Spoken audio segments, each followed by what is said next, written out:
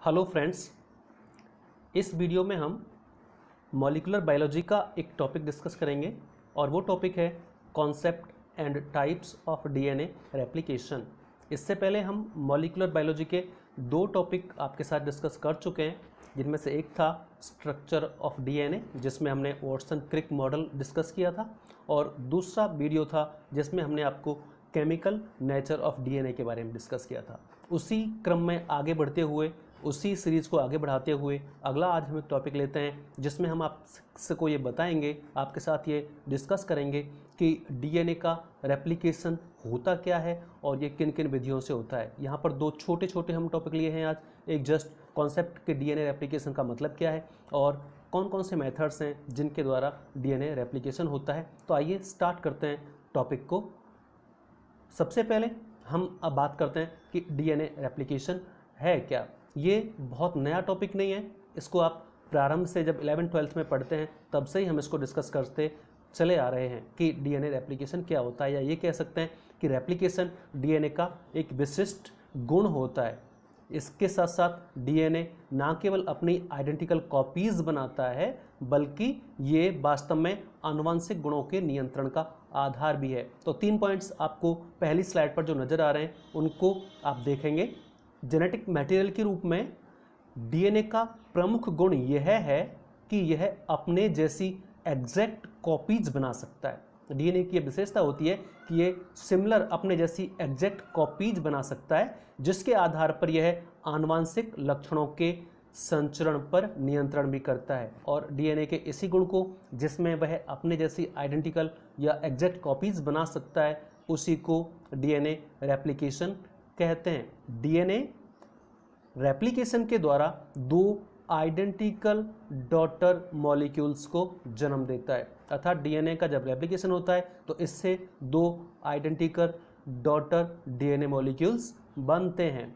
कोशिका चक्र के दौरान डीएनए की मात्रा यह प्रदर्शित करती है कि डीएनए रेप्लिकेशन इंटरफेज की एस फेज में होता है। आपको पता है कि कोशिका चक्र के दौरान कई प्रावस्थाएं होती हैं, जिनमें से एक प्रावस्था जिसमें सेल बेसिकली खुद को डिवीजन के लिए तैयार करती है वो है इंटरफेज। इंटरफेज भी कई पार्ट्स में बटी होती है और उसमें एक भाग है एस फेज या सिंथेसिस फेज, और यही वो प्रावस्था है जिसमें डीएनए का सिंथेसिस होता है, अर्थात डीएनए का रेप्लिकेशन होता है। तो ये भी हमें ध्यान रखना है कि डीएनए का रेप्लिकेशन सेल साइकिल के दौरान किस प्रावस्था में होता है। तो इस प्रकार से यहाँ पर एक सिंपल डेफिनेशन आपने ये देखी कि डीएनए के द्वारा अपने जैसी आइडेंटिकल कॉपीज तैयार करने की जो प्रोसेस है वही क्या कहलाती है, डीएनए का रेप्लिकेशन कहलाती है। वास्तव में ये जो रेप्लिकेशन है, इस विधि में जो पेरेंटल सेल है उसका प्रत्येक क्रोमोसोम चिरकर दो क्रोमेटिड्स में अलग अलग हो जाता है। पेरेंटल सेल में जो क्रोमोसोम होते हैं उनका जो प्रत्येक क्रोमोसोम है वो दो अलग भागों में टूट जाता है और एक भाग को क्रोमेटिड कहते हैं। इसीलिए आपको पता है कि एक क्रोमोसोम दो क्रोमेटिड से मिलकर बना होता है। तो इस विधि में क्या होता है, वो दोनों जो क्रोमेटिड्स हैं वो अलग अलग हो जाते हैं। इनमें से जो प्रत्येक क्रोमेटिड है वो अपना जोड़ा पूरा करता है और वापस से एक नए क्रोमोसोम में बदल जाता है। तो इस प्रकार से जो क्रोमेटिड अलग हुए थे अब वो अपना दूसरा जोड़ा साथ में अटैच करते हैं और वापस से नए क्रोमोसोम्स का निर्माण करते हैं। इस प्रकार से जो क्रोमोसोम्स का डुप्लीकेशन होता है यही वास्तव में डीएनए का डुप्लीकेशन होता है। क्रोमोसोम का डुप्लीकेशन जो होता है वो वास्तव में किसका डुप्लीकेशन है, डीएनए का ही डुप्लीकेशन है। इस प्रकार से समान कोशिकाओं में डीएनए की रासायनिक प्रकृति और कुल मात्रा जो है वो पीढ़ी दर पीढ़ी स्थिर बनी रहती है। और डीएनए रेप्लिकेशन की इस क्रियाविधि को वाटसन क्रिक ने अपने मॉडल में एक्सप्लेन किया था कि किस प्रकार से डीएनए अपने जैसी आइडेंटिकल कॉपीज तैयार करता है। तो इन शॉर्ट आप ये कह सकते हैं कि डीएनए के द्वारा अपने जैसी आइडेंटिकल कॉपीज तैयार करने की जो प्रोसेस है वो डीएनए रेप्लिकेशन कहलाती है। और ये रेप्लिकेशन ही वो प्रोसेस है जिससे कोशिकाओं में गुणसूत्रों की संख्या पीढ़ी दर पीढ़ी समान बनी रहती है। अर्थात जब हम देखते हैं कि एक पेरेंटल सेल जब दो डॉटर सेल्स में को जन्म देती है, तो अगर डीएनए का रेप्लिकेशन नहीं होगा तो नए क्रोमोसोम्स नहीं बनेंगे, नए क्रोमोसोम्स नहीं बनेंगे तो कोशिकाओं में जो क्रोमोसोम्स हैं उनका नंबर लगातार कम होता जाएगा। जबकि हम जानते हैं कि कोशिकाओं में जब माइटोसिस होता है तो क्रोमोसोम्स का नंबर कम नहीं होता, बल्कि इक्वल रहता है। जितना पेरेंटल सेल में क्रोमोसोम्स होते हैं उतना ही डॉटर सेल्स में क्रोमोसोम्स होते हैं। इस प्रकार से इस विधि के द्वारा ही, यानी डीएनए रेप्लिकेशन के द्वारा ही, इस क्रोमोसोम्स के नंबर को जनरेशन टू जनरेशन स्टेबल रखने में कामयाब होता है। और इस प्रकार से आनुवंशिक गुणों का जो संचरण है, आनुवंशिक लक्षणों का जो संचरण है, उस पर कंट्रोल करने का कार्य भी कहीं ना कहीं डीएनए के द्वारा इस प्रकार से किया जाता है। तो ये हुआ बेसिकली डीएनए का रेप्लिकेशन का मीनिंग, कि डीएनए रेप्लिकेशन होता क्या है। इसके बाद अब इसमें आती हैं कि डीएनए का रेप्लिकेशन किन किन विधियों से हो सकता है। बेसिकली 3 विधियां डीएनए के रेप्लिकेशन की बताई गई हैं साइंटिस्ट के द्वारा, जिनमें से 3 मेथड्स के नाम आप देख रहे हैं। पहला है सेमी कंजर्वेटिव, दूसरा कंजर्वेटिव और तीसरा डिस्पर्सिव। ये 3 प्रमुख मेथड्स हैं जिनके द्वारा डीएनए रेप्लिकेट होता है। जिनमें से तीनों में किस प्रकार से डिफरेंस है, क्या अंतर तीनों विधियों में होता है, वो तीनों आपको स्पष्टली डायग्राम में नजर आ रहे हैं। यहाँ पर जो 2 अलग अलग प्रकार के स्ट्रैंड आपको प्रत्येक डीएनए में नजर आ रहे हैं। जहाँ पर ब्लैक है वो न्यू स्ट्रैंड है, और जो वाइट टाइप का जो आपको नजर आ रहा है वो ओल्ड स्ट्रैंड है। तो तीनों में आप ये देख रहे हैं, जो पहला डायग्राम देख रहे हैं आप, जिसमें ए डला हुआ है, वो है सेमी कंजर्वेटिव का, दूसरा है कंजर्वेटिव का, और तीसरा है डिस्पर्सिव का। अगर आप पहले डायग्राम को देखेंगे जिसमें सेमी कंजर्वेटिव मेथड से डीएनए का रेप्लिकेशन हो रहा है, तो इसमें आप देखेंगे कि जो पेरेंटल डीएनए है और इसके बाद जो डॉटर डीएनए मॉलिक्यूल्स फॉर्म हो रहे हैं, उनमें से एक जो डॉटर मॉलिक्यूल्स हैं डीएनए के, उनमें एक स्ट्रैंड तो पेरेंटल डीएनए जैसा है और दूसरा स्ट्रैंड नया है। अर्थात एक स्ट्रैंड तो नया सिंथेसाइज होता है और एक स्ट्रैंड एग्जैक्टली वैसा ही होता है, या एग्जैक्टली वही होता है जैसा पेरेंटल डीएनए का होता है। तो इस प्रकार से यहाँ पर ये हाइब्रिड टाइप का डीएनए बन रहा है।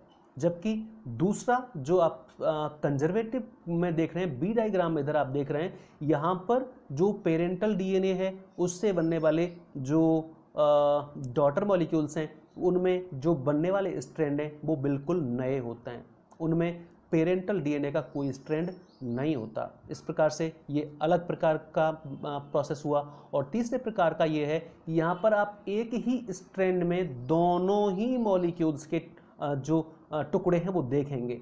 एक ही स्ट्रैंड में यहाँ पर ओल्ड भी है और न्यू भी है, ऐसे ही दूसरा स्ट्रैंड है उसमें भी ओल्ड भी है और न्यू भी है। तो दोनों स्ट्रैंड में दोनों ही प्रकार के ओल्ड और न्यू सेगमेंट्स लगे होते हैं। तो इस प्रकार से ये जो 3 मेथड्स हैं, इनमें तीनों में अलग अलग विधि से रेप्लिकेशन संपन्न होता है। लेकिन यहाँ पर जो एक्सपेरिमेंट्स के द्वारा प्रूव हुआ है और जो मोस्ट कॉमन मेथड जिससे डीएनए रेप्लिकेशन होता है वो है सेमी कंजर्वेटिव मेथड। और सेमी कंजर्वेटिव मेथड क्या होता है, इसके पक्ष में कौन कौन से प्रमाण हैं, इसके बारे में आइए स्टडी करते हैं।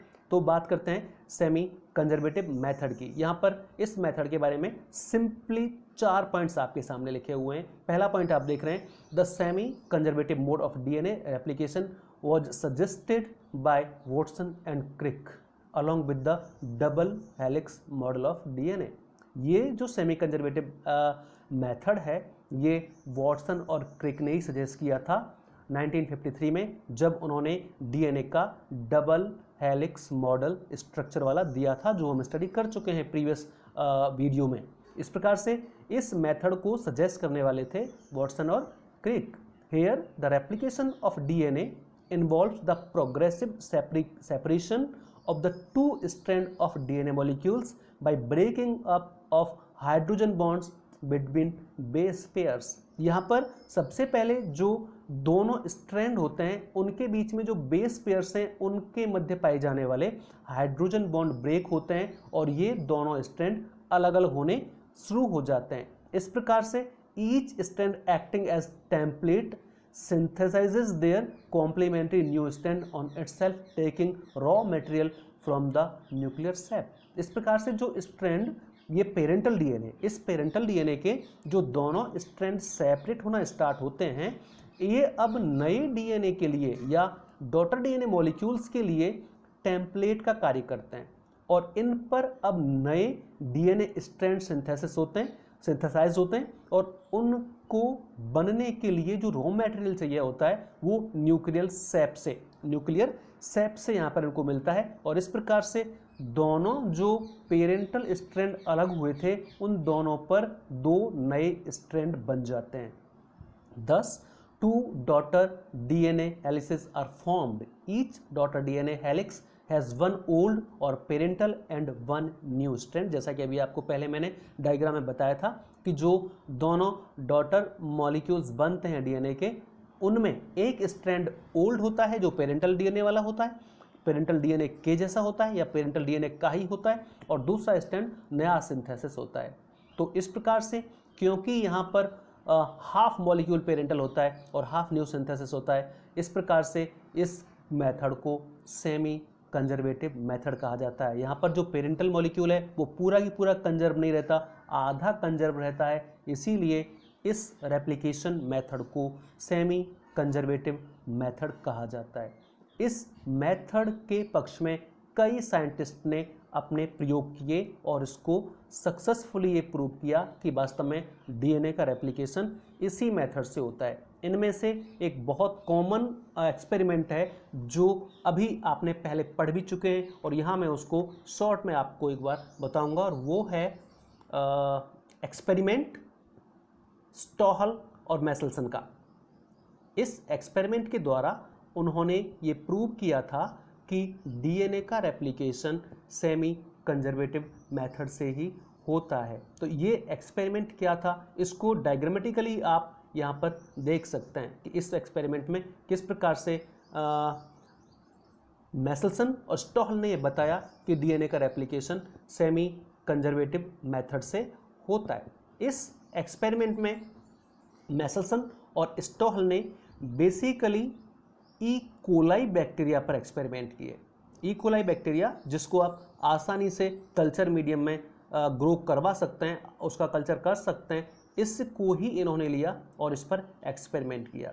इस एक्सपेरिमेंट में बेसिकली इन दोनों साइंटिस्ट ने सबसे पहले ई कोलाई को हैवी नाइट्रोजन वाले माध्यम में, हैवी नाइट्रोजन का मतलब N15 आइसोटोप, नाइट्रोजन के दो आइसोटोप, एक N14 जो नॉर्मल होता है और एक था N15 जो कि कॉमन नॉर्मल नाइट्रोजन होता है, उससे थोड़ा भारी होता है, इसलिए उसको हैवी नाइट्रोजन कहा जाता है। तो उन्होंने ई कोलाई को हैवी नाइट्रोजन मीडियम में लगभग 14 जनरेशन तक कल्चर किया या ग्रो करवाया था। इससे जैसे ही ई कोलाई को हैवी नाइट्रोजन युक्त कल्चर मीडिया, ये culture media basically ammonium chloride था जिसमें जो नाइट्रोजन था वो N15 मार्क था। तो जब इस माध्यम में ई कोलाई को उन्होंने ग्रो करवाया तो ई कोलाई के डीएनए में जो नाइट्रोजनस बेस थे उनमें सब में हैवी नाइट्रोजन मार्क हो गया। इस प्रकार से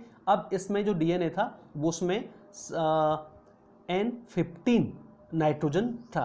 तो इस ई कोलाई को उन्होंने अमोनियम क्लोराइड के N15 माध्यम में ग्रो करवाया या कल्चर करवाया। इसके बाद जब इसकी संतति बनने लगी तो तुरंत ही उनको वहाँ से स्थानांतरित कर दिया गया एक ऐसे माध्यम में जिसमें नॉर्मल नाइट्रोजन आइसोटोप था, अर्थात N14 उसमें उपस्थित था। इस आइसोटोप का घनत्व जो होता है यानी डेंसिटी जो होती है वो 15N से कम होती है, इसीलिए इसको लाइट आइसोटोप कहा जाता है और N15 को हैवी आइसोटोप कहा जाता है। तो अब जो संतति वहाँ पर बनने लगी उनको तुरंत ही एक ऐसे माध्यम में स्थानांतरित कर दिया गया जिसमें N14 आइसोटोप था, ना कि N15। इसके बाद अब यहाँ से डीएनए को आइसोलेट किया गया। जो डॉटर मॉलिक्यूल्स बने डीएनए के उन बैक्टीरिया के, ई कोलाई के, उनमें से डीएनए को आइसोलेट किया गया और डीएनए को आइसोलेट करने के लिए सीजियम क्लोराइड डेंसिटी ग्रेडियंट पर अल्ट्रा सेंट्रीफ्यूगेशन विधि द्वारा इसको आइसोलेट किया गया। जब आइसोलेट करके इस डीएनए की डेंसिटी यानी घनत्व जब ज्ञात किया गया तो ये पाया गया कि प्रथम विभाजन चक्र के बाद जो हाइब्रिड डीएनए था उसको व्यक्त करने वाली केवल एक बैंड प्राप्त हुई। ये अल्ट्रा सेंट्रीफ्यूगेशन जो मेथड था, इससे जो डीएनए का हमने आइसोलेट किया वो यहाँ पर जो उसकी कॉपीज जो इमेज नज़र आती है वो बैंड्स के रूप में नज़र आती है। तो यहाँ पर ये पाया गया कि जो फर्स्ट डिवीजन साइकिल है उसके बाद हाइब्रिड डीएनए अणु को व्यक्त करने वाली केवल एक ही बैंड प्राप्त हुई और इस बैंड में एक स्ट्रैंड N14 नाइट्रोजन वाला था और दूसरा N15 नाइट्रोजन वाला था। इसी प्रकार से दूसरे डिवीजन साइकिल के बाद डीएनए को व्यक्त करने के लिए दो डेंसिटी बैंड दिखाई दी। यहाँ पर फिर इसमें दो डेंसिटी बैंड यहाँ पर दिखाई दी। पहली दो में डीएनए के डबल हेलिक्स में 14N नाइट्रोजन, जबकि दूसरे दो में जो संकर डीएनए था उसके दोनों प्रकार के नाइट्रोजन यहाँ पर नजर आए। साथ ही इस प्रकार से जब इसको और आगे जनरेशन्स में इसकी स्टडी की गई तो ये पाया गया कि लगातार दोनों ही प्रकार के नाइट्रोजन दोनों स्ट्रैंड में उपस्थित थे, एक हैवी और दूसरा लाइट अर्थात N14 और N15। इन दोनों का प्रेजेंट होना ये प्रूव करता है कि कहीं ना कहीं डीएनए का जो यहाँ पर रेप्लिकेशन हुआ है वो सेमी कंजर्वेटिव मेथड से ही हुआ है। इस प्रकार से इस प्रयोग द्वारा उन्होंने ये सिद्ध किया कि डीएनए की जो प्रतिकृति है वो अर्ध संरक्षी विधि से होती है, अर्थात डीएनए का रेप्लिकेशन सेमी कंजर्वेटिव मेथड से ही होता है। ये जो अल्ट्रा सेंट्रीफ्यूगेशन जो मेथड था उससे जो बैंड्स प्राप्त होती हैं वो यहाँ पर आप देख रहे हैं तीन अलग अलग जगह पर बैंड प्राप्त होती हैं। आमतौर पर जो भारी आइसोटोप वाली बैंड है N15 वाली है वो नीचे की सबसे बेस की तरफ प्राप्त होती है और जो हाइब्रिड वाली है वो मिड में प्राप्त होती है। जो परखलियों में आप बैंड्स देख रहे हैं डार्क ब्लैक वो, और तीसरे वाला जो हल्का बैंड बनता है वो सबसे ऊपर बनता है। तो इस प्रकार से जब इन बैंड की स्टडी की गई तो इसमें पाया गया कि जनरेशन टू जनरेशन किसी ना किसी में ये आपको हाइब्रिड रूप में मौजूद रहती हैं और इन दोनों बैंड्स में या इन बैंड्स में N14 और N15 की प्रेजेंस ये प्रूव करती है कि यहाँ पर जो डीएनए का रेप्लिकेशन हुआ है वो सेमी कंजर्वेटिव मेथड से हुआ है। इसके अलावा और भी साइंटिस्ट ने इस बात को प्रूव किया है कि डीएनए का जो रेप्लिकेशन है वो बेसिकली सेमी कंजर्वेटिव मेथड से ही होता है। इसके अलावा दो और भी मेथड्स हैं जिनके द्वारा लोगों ने या अलग अलग साइंटिस्ट ने अपनी बात को ये करने का प्रूव करने का प्रयास किया कि डीएनए का रेप्लिकेशन दो अन्य विधियों से भी होता है, जिसमें एक है कंजर्वेटिव मेथड और दूसरा है डिस्पर्सिव मेथड।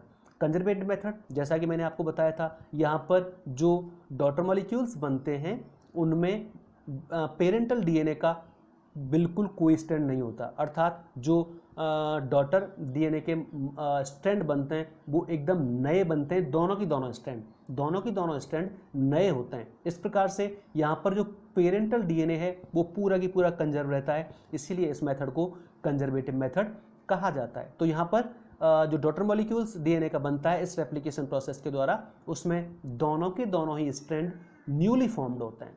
और जो तीसरा मेथड है वो है डिस्पर्सिव मेथड। इसके दो पॉइंट्स बिल्कुल सिंपल आप देख रहे हैं, मीनिंग मैंने आपको स्टार्टिंग में जब डायग्राम बता रहा था तो बताया ही था। यहाँ पर दो पॉइंट आप देखिए, in dispersive replication the old और parental DNA molecule breaks up into several pieces, each piece then replicates. सबसे पहले जो पेरेंटल मॉलिक्यूल होता है वो कई टुकड़ों में ब्रेकअप में टूट जाता है और इस प्रकार से ये जो टुकड़े बनते हैं वो प्रत्येक टुकड़ा रेप्लिकेट होता है। The old and new segments recombine randomly to yield daughter DNA molecules having both old and new segment along their entire length. इस प्रकार से जो डॉटर मॉलिक्यूल्स बनते हैं उनमें प्रत्येक स्ट्रैंड में ओल्ड और न्यू दोनों प्रकार के सेगमेंट पूरी लंबाई में व्यवस्थित पाए जाते हैं। तो यहाँ पर एकदम अलग प्रकार से डीएनए का संश्लेषण होता है, नए डीएनए का संश्लेषण अलग प्रकार से होता है। यहाँ पर दोनों ही स्ट्रैंड में ओल्ड और न्यू दोनों के सेगमेंट्स अल्टरनेटली पाए जाते हैं, रैंडमली कह सकते हैं आप, रैंडमली पाए जाते हैं। तो यहाँ पर एकदम अलग प्रकार से पहले डीएनए ब्रेक होता है, टूटता है, फिर उनका रेप्लिकेशन होता है, बाद में वापस वो रिकम्बाइन हो जाते हैं और इस प्रकार से नए डॉटर डीएनए का निर्माण करते हैं, जिनके दोनों स्टैंड में ओल्ड और न्यू दोनों सेगमेंट्स क्रम से पाए जाते हैं। तो इस प्रकार से डीएनए का रेप्लिकेशन बेसिकली 3 मेथड से होता है, सेमी कंजर्वेटिव, कंजर्वेटिव और डिस्पर्सिव।